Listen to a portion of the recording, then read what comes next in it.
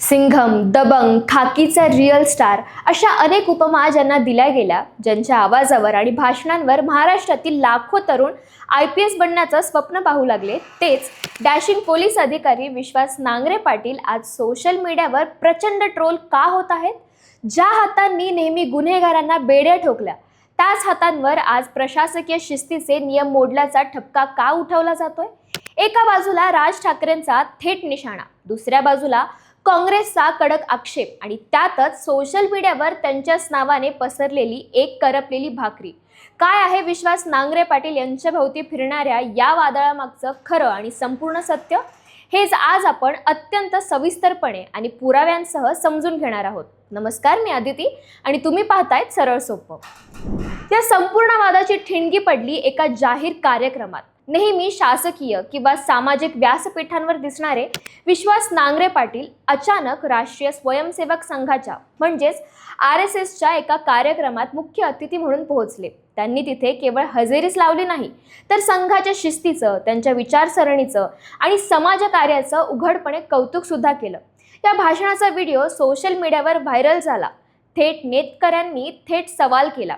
संविधानाची शपथ घेऊन देशाची सेवा करणारा एक सर्वोच्च IPS अधिकारी अशा प्रकारे एखाद्या विशिष्ट वैचारिक संघटनेच्या व्यासपीठावर जाऊन त्यांची बाजू कशी घेऊ शकतो? इथूनच त्यांच्या ट्रोलिंगला खऱ्या अर्थाने सुरुवात झाली. हा वाद फक्त सोशल मीडियापुरता मर्यादित राहिला नाही, तर महाराष्ट्राच्या राजकारणात त्याचे तीव्र पडसाद उमटले. महाराष्ट्र नवनिर्माण सेनेचे अध्यक्ष राज ठाकरे यांनी एका सभेत बोलताना विश्वास नांगरे पाटील यांचं थेट नाव न घेता त्यांच्यावर अत्यंत कडक शब्दात तोफ डागली.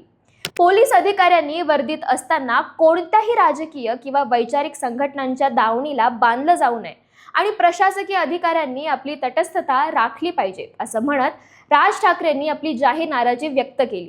दुसरीकडे काँग्रेस पक्षानेही यावर आक्रमक भूमिका घेतली. एका जबाबदार IPS अधिकाऱ्याने अशा प्रकारे उघडपणे संघाची स्तुती करणं हे थेट नागरी सेवा नियमांचं म्हणजेच सर्व्हिस रूल्सचं उल्लंघन असल्याचा आरोप काँग्रेसने केला आणि यावर कारवाईची मागणीही केली. या सुरू असलेल्या वादाचा फायदा घेत सोशल मीडियावर त्यांच्या विरुद्ध एका खोट्या जुन्या पोस्टचा पूर आला.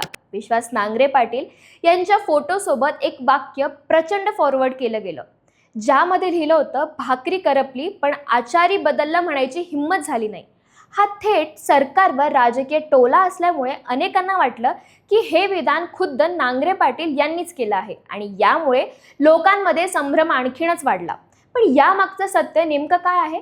तर हा मेसेज 100% बनावट आणि खोटा आहे. महाराष्ट्र सरकारच्या अधिकृत फॅक्ट चेक म्हणजेच सत्यशोधन विभागाने याचा तपास केला आणि स्पष्ट केलं की विश्वास नांगरे पाटील यांनी असं कोणतंही राजकीय वक्तव्य केलेलं नाहीये. त्यांच्या नावाने काही समाजघटकांनी ही खोटी पोस्ट पसरवून त्यांची बदनामी करण्याचा प्रयत्न केला होता, ज्याच्या विरोधात आता सायबर पोलिसात तक्रारही दाखल झाली आहे.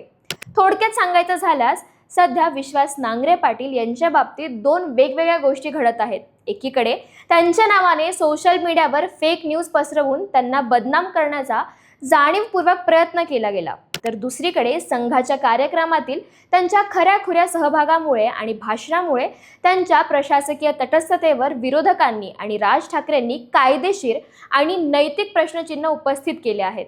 एका कर्तव्यदक्ष अधिकाऱ्याच्या या भूमिकेकडे तुम्ही कसं बघता?